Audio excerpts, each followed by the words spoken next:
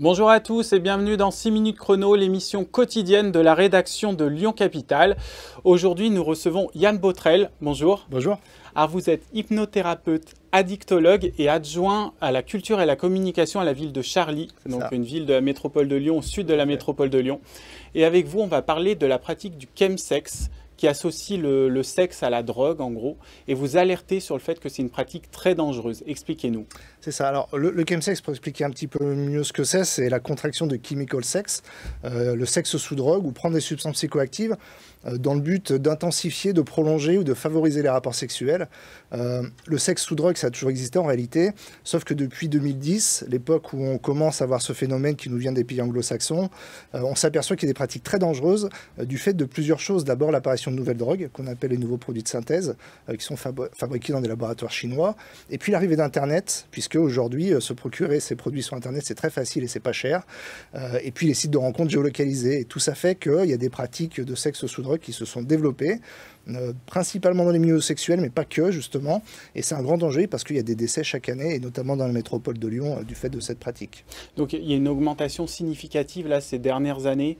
Alors c'est très difficile d'avoir des chiffres parce que l'État nous parle d'une vingtaine de morts par an, sauf qu'on sait que par exemple dans la métropole de Lyon, on a eu en 2017 une vingtaine de décès rien que liés au chemsex.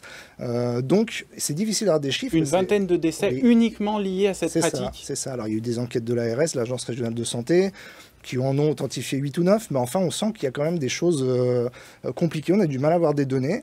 On sait qu'en France il y a à peu près 500 overdoses par an, on sait que le quart de ces overdoses sont liées à des opiacés, c'est-à-dire morphine, héroïne, et le reste, on ne sait pas. Et c'est tout l'enjeu justement de ce qu'on demande d'une étude épidémiologique, avec des chiffres en France, nationaux, qui soient clairs.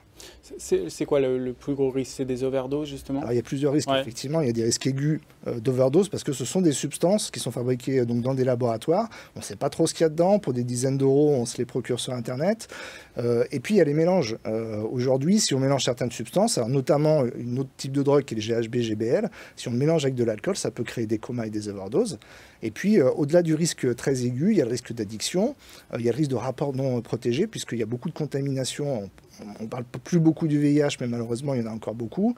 Et puis, il y a des risques d'agression sexuelle et plein de choses. Donc, c'est un risque multifactoriel et qu'il faut absolument prendre en compte parce qu'aujourd'hui, il n'y a aucune prévention quasiment qui existe. Oui, c'est ça, il n'y a aucune prévention. Les jeunes, parce que c'est surtout des jeunes qui pratiquent, n'ont pas la connaissance de ce que ça peut, faire. Alors, il y a des associations et des médecins qui font ça très bien. Je pense au Corévis, c'est le centre de coordination régionale de lutte contre le VIH, qui a créé des campagnes, mais on ne peut pas les laisser seuls. Il faut que l'État prenne sa part, parce qu'effectivement, il y a des mélanges qui sont très dangereux. Et puis, on s'aperçoit aussi qu'il y a une porosité des pratiques, notamment du milieu sexuel au milieu hétérosexuel. Il y a une étude qui est en cours, qui va être très intéressante, qui s'appelle Sex, Sex and Chems, qui est menée par un jeune psychiatre qui s'appelle Dorian Cessa, chapeauté aussi par les Hospices Civils de Lyon. Il y a eu des questionnaires anonymes et sur 1300 réponses, on s'aperçoit déjà qu'il y a à peu près 10% de la population qui a répondu de manière anonyme qui est hétérosexuelle. Donc on aurait vraiment tort de penser que c'est une pratique uniquement liée au milieu homosexuel. Et puis on voit des gens de beaucoup plus jeunes aussi, parce qu'avant c'était plutôt des quadras, des quinquas, qui devaient aller sur des lieux de deal pour se procurer les produits. Aujourd'hui, il y a beaucoup d'étudiants, on est plus passé sur une tranche 20 à 30 ans, qui prennent les produits sur Internet et sans vraiment savoir ce qu'il y a dedans. Je regardais dans certaines études aussi, augmentation des IST. Oui, absolument. Ouais. Le risque d'infection, parce que ça favorise les pratiques non protégées.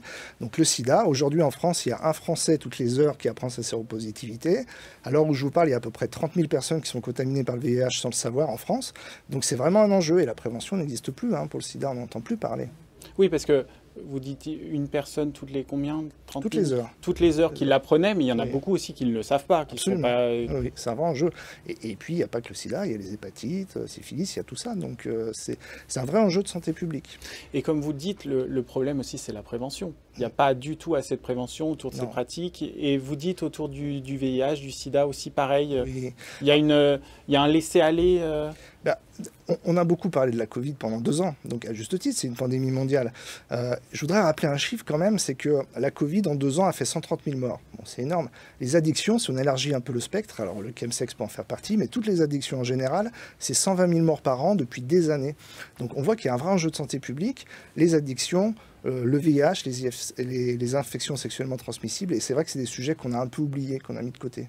Vous faites partie de l'association Élus locaux contre le sida. Oui. Vous travaillez beaucoup sur ces sujets-là, oui. L'ensemble des sujets sur lesquels vous travaillez? Oui, bien sûr. Alors, qui est présidé par Jean-Luc Romero-Michel, qui malheureusement a vécu dans sa vie personnelle un drame, puisqu'il a perdu son mari Christophe en 2018 d'un chemsex.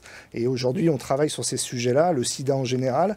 Et aussi, la philosophie de cette association, c'est de dire que le sida, il n'est pas de gauche, il n'est pas de droite, les pratiques addictives non plus, et que aussi par la politique, on peut faire des choses, parce qu'il y a les organismes d'État, on parlait de l'ARS, du ministère de la Santé, mais il y a aussi les élus, on peut tous faire des choses à notre niveau.